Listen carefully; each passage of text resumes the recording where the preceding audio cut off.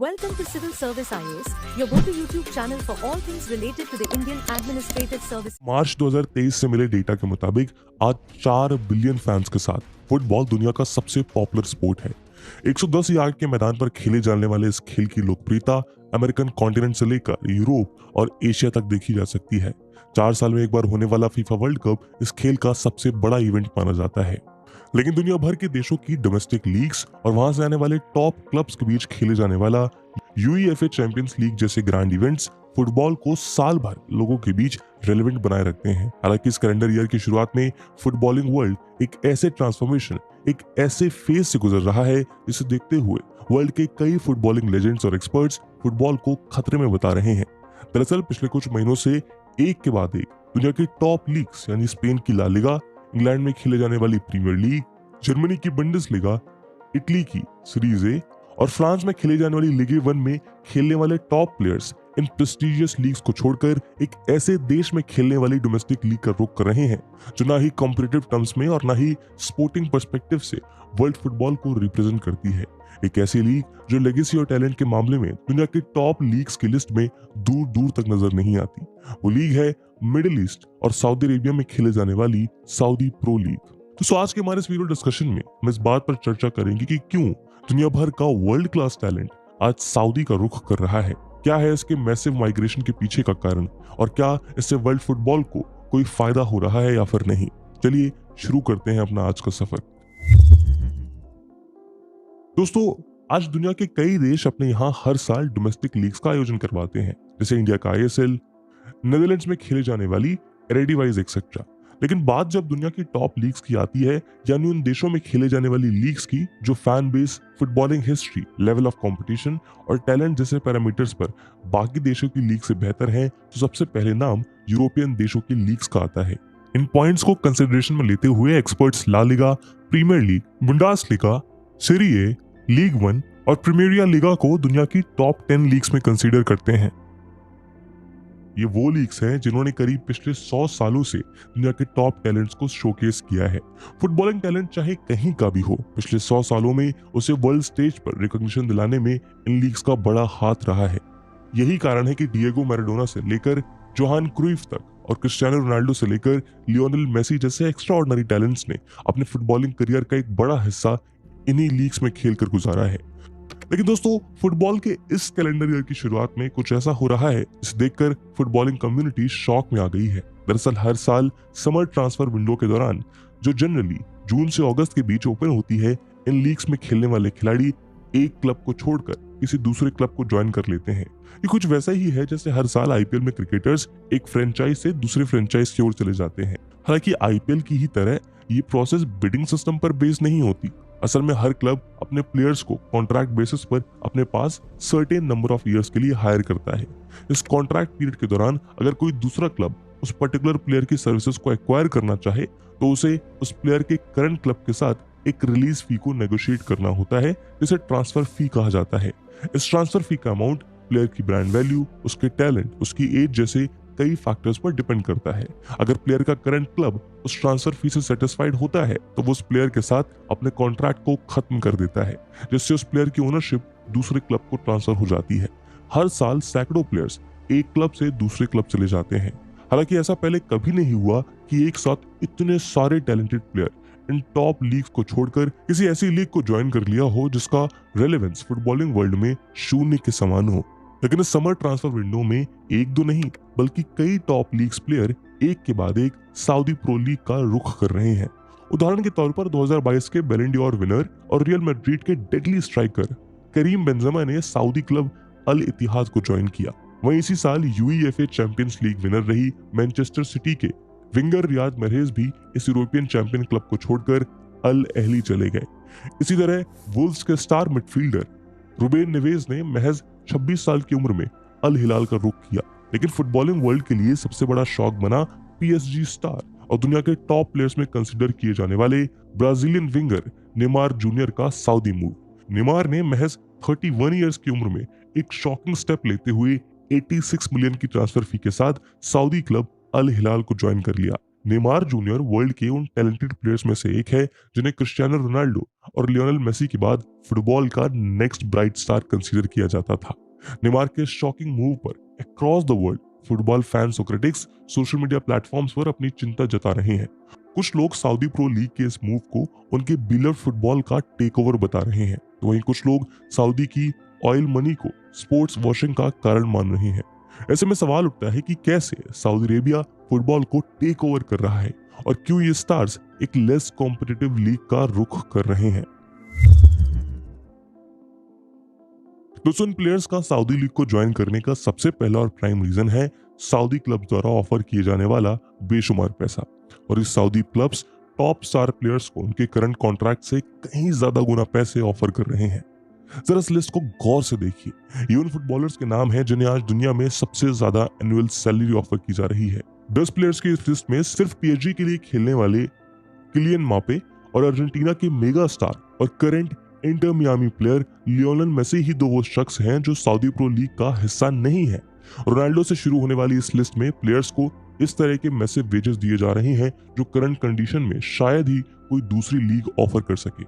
वैसे तो इसी ट्रांसफर विंडो में अल हिलाल ने नेमार को साइन करने के पहले लियोनेल मेसी को भी $500 मिलियन की रिकॉर्ड सैलरी के साथ $1.5 बिलियन का ओवरऑल कॉन्ट्रैक्ट ऑफर किया था, जो उन्हें दुनिया का हाईएस्ट पेड एथलीट बना देता है। लेकिन मेसी ने इस ऑफर को रिजेक्ट करते हुए David Beckham owned American club inter Miami को ज्वाइन कर लिया था। लेकिन मेसी की तरह दुनिया के बाकी टॉप प्लेयर्स के लिए सऊदी की इस बेशुमार दौलत को इनकार करना इतना आसान नहीं है। आज Saudi Pro League, La Liga या किसी दूसरी टॉप लीग के मुकाबले इन प्लेयर्स को 10 से 15 टाइम्स बेटर वेजेस ऑफर कर रही है। उदाहरण के तौर पर x Chelsea star N'Golo Kante को अल इतिहाद ने 98 बिलियन के वेजेस के साथ साइन किया। वहीं उनका पुराना क्लब चेल्सी उन्हें 15 मिलियन के एनुअल वेज ऑफर करता था। इन ह्यूज वेजेस के साथ साथ Saudi top European league talent को अट्रैक्ट करने के लिए अपने कॉन्ट्रैक्ट्स में मैसिव एडिशनल बेनिफिट्स भी ऑफर कर रहा है। रिपोर्ट्स के मुताबिक नेमार जूनियर को साइन करने के लिए अल हिलाल ने उनके कॉन्ट्रैक्ट में कई ल्यूक्रेटिव टर्म्स को ऐड किया, जैसे पर्सनल यूज के लिए खुद का एक प्राइवेट चार्टर प्लेन, 24/7 कई सर्वेंट से लेस एक ग्रैंड मेंशन, अल हिलाल की हर विक्ट्री पर 80,000 यूरोस का बोनस। यहाँ तक कि अल हिलाल ने सऊदी फुटबॉल को प्रमोट करने के लिए नेमार को अपने हर ट्वीट पर करीब 5 लाख यूरोस भी ऑफर किए हैं। इस तरह के कॉन्ट्रैक्ट को देख के फुटबॉल क्रिटिक्स का कहना है कि अगर सऊदी इसी तरह के कॉन्ट्रैक्ट्स को ऑफर करता रहा तो यूरोपियन फुटबॉल को सऊदी टेकओवर से बचाना लगभग नामुमकिन हो जाएगा, क्योंकि आज एफसी बार्सिलोना, रियल मैड्रिड और जुवेंटस जैसे क्लब से लेकर खुद सऊदी बिजनेसेस द्वारा ओन्ड पीएसजी, न्यूकासल यूनाइटेड और मैनचेस्टर सिटी जैसे क्लब्स भी इस तरह के वेजेस ऑफर करने की कंडीशन में नहीं है। ऊपर से कोविड के दौरान खाली स्टेडियम्स में खेले गए मैचेस और लगभग जीरो मर्चेंडाइज सेल्स ने इंग्लैंड, स्पेन और फ्रांस के ज्यादातर क्लब्स को फाइनेंशियल हार्डशिप्स में ढकेल दिया है। साथ ही यूएएफए द्वारा इम्पोज फाइनेंशियल फेयर प्ले या एफपीपी रूल्स के चलते सऊदी क्लब्स के साथ यूरोपियन क्लब्स का वेजेस के टर्म्स में कंपीट करना मुमकिन नहीं है। असल में एफपीपी रूल्स इस बात को इंश्योर करते हैं कि कोई भी क्लब अपनी अर्निंग से ज्यादा स्पेंड ना करे, ताकि इन मेजर प्लेयर्स को सभी प्रकार के फाइनेंशियल टर्मोइल से बचाया जा सके और लीग के स्मॉलर क्लब्स के लिए एक फेयर कॉम्पिटिटिव एनवायरनमेंट क्रिएट हो। लेकिन क्योंकि Saudi Pro league UEFA jurisdiction से बाहर है, इसीलिए इसके ऊपर इस तरह के रूल्स लागू नहीं होते। इसके चलते वो दोनों हाथों से पैसा लुटाकर टॉप प्लेयर्स को अपने यहाँ बुला रहा है। दोस्तों, प्लेयर्स का मोर से लेसर कॉम्पिटिटिव लीग में जाने के इस ट्रेंड का दूसरा कारण एक स्पोर्ट्समैन के लाइफ स्पैन को भी माना जा सकता है। दरअसल स्पोर्ट्समैन का करियर सुपरमार्केट में पड़े किसी प्रोडक्ट की तरह होता है, जो एक फिक्स्ड शेल्फ लाइफ के साथ आता है। उसका मतलब ये नहीं है कि हम एक प्लेयर को एक प्रोडक्ट से कंपेयर कर रहे हैं, पर हर प्लेयर की एक साइकिल होती है। जनरली किसी भी खिलाड़ी का करियर 15 से 18 साल का होता है, वो भी तब जब वो खुद को इस लॉन्ग कोर्स में फिजिकली फिट रख पाए। वहीं फुटबॉल जैसे हायर फिजिकलिटी डिमांडिंग गेम में ये ड्यूरेशन ऑटोमेटिकली रिड्यूस होकर महज 10 से 15 साल का रह जाता है। ऐसे में फुटबॉलर्स अपने पोस्ट फुटबॉलिंग लाइफ के लिए ज्यादा से ज्यादा वेजेस अर्न करना चाहते हैं। आज सऊदी में जाकर खेल रहे ज्यादातर खिलाड़ियों के माइग्रेशन का ये मेजर रीजन बन गया है। ऊपर से इंग्लैंड, स्पेन, फ्रांस या जर्मनी के मुकाबले सऊदी में खेल रहे फुटबॉलर्स को लेसर टैक्स पे करना पड़ता है। असल में वैसे तो सऊदी में इनकम टैक्स 0 है, लेकिन नॉन सऊदी नेशनल्स के ऊपर टैक्स एडजस्टेड प्रॉफिट पर 20% तक का फ्लैट टैक्स इंपोज किया जाता है। बावजूद इसके ये टैक्स अमाउंट यूरोपियन देशों के मुकाबले बेहद मिनिमम होता है, क्योंकि इसे डायरेक्ट इनकम के बेसिस पर कैलकुलेट नहीं किया जाता।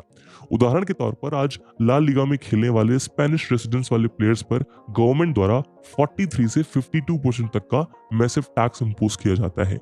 वहीं लीग में खेल रहे नॉन स्पेनिश नेशनैलिटी वाले प्लेयर्स अपनी डायरेक्ट इनकम का 24% टैक्स देने के लिए लायबल होते हैं।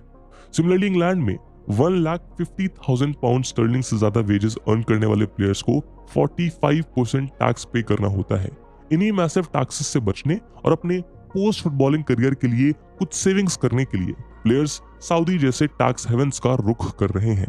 आलम यह है कि प्लेयर्स के साथ साथ कोचेस भी सऊदी मनी को ढूंढते हुए इस खाड़ी देश की ओर पलायन कर रहे हैं। रिसेंटली एक्स लिवरपूल स्टार और 21st सेंचुरी फुटबॉलिंग लेजेंड्स में से एक कंसिडर किए जाने वाले स्टीवन जेरार्ड अल इत्तिफाक के नए कोच अपॉइंट हुए, जिसके लिए उन्हें एस्टॉनिशिंग $20 मिलियन पर ईयर का कॉन्ट्रैक्ट ऑफर किया गया। जबकि करंटली दुनिया के नंबर 1 कोच माने जाने वाले मैनचेस्टर सिटी के कोच पेप ग्वार्डियोला और एटलेटिको मैड्रिड के कोच डिएगो सिमोने ही वो दो शख्स हैं जो स्टीव जेरार्ड से ज्यादा वेजेस पर काम कर रहे हैं। और रियल मैड्रिड के कार्लो एंकेलोटी, बार्सिलोना के जावी हर्नांडेज जैसे कोचेस दुनिया की टॉप टीम्स को कोच करने के बावजूद स्टीवन जेरार्ड से कम वेजेस अर्न कर रहे हैं।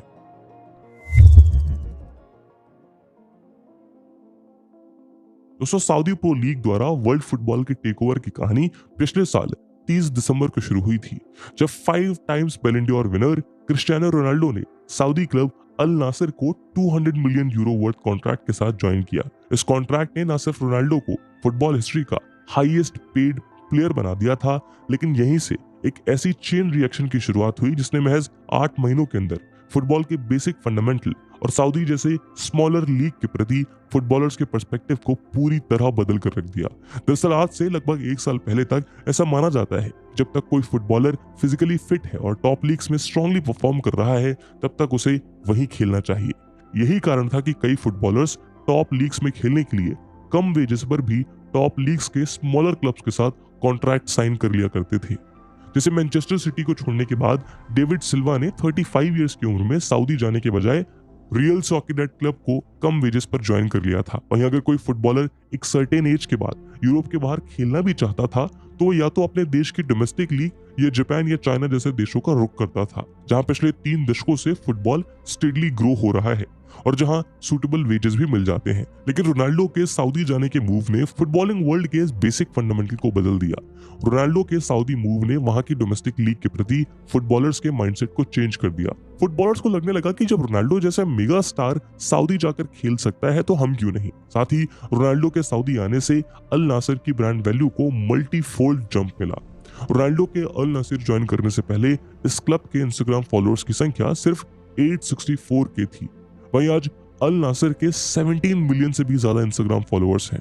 रोनाल्डो के साथ जुड़ने से अल नासिर को वर्ल्ड वाइड मौजूद ह्यूज CR7 फैन बेस का साथ मिल रहा है, जिसके चलते अल नासिर की मर्चेंडाइज की डिमांड दुनिया भर से आ रही है। सिमिलरली रोनाल्डो के आने के बाद अल नासिर के मैचेस को देखने वाले दर्शकों की संख्या में भी भारी इजाफा हुआ, जहां पहले के मुकाबले सऊदी प्रो लीग के मैचेस को मोस्टली डबल प्लेटफॉर्म्स पर टेलीकास्ट किया जाता था, जिसने अल नासिर को लोगों के बीच एकदम से पॉपुलर बना दिया।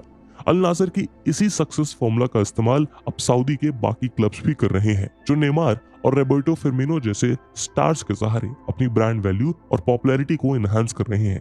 क्लब्स की इसी अप्रोच को क्राउन प्रिंस मोहम्मद बिन सलमान का भी पूरा साथ मिल रहा है।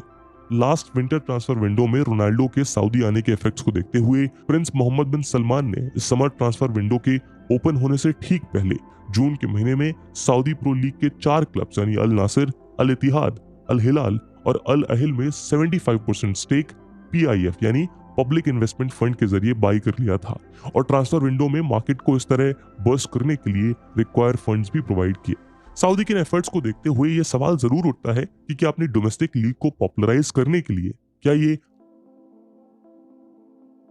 दोस्तों सऊदी द्वारा की जा रही इस मैसिव स्पेंडिंग का एक लौता लक्ष्य है सऊदी प्रो लीग को दुनिया की टॉप 10 लीग्स की लिस्ट में शामिल करना, जिसकी शुरुआत टॉप फुटबॉलर्स को बाई करने से हो चुकी है।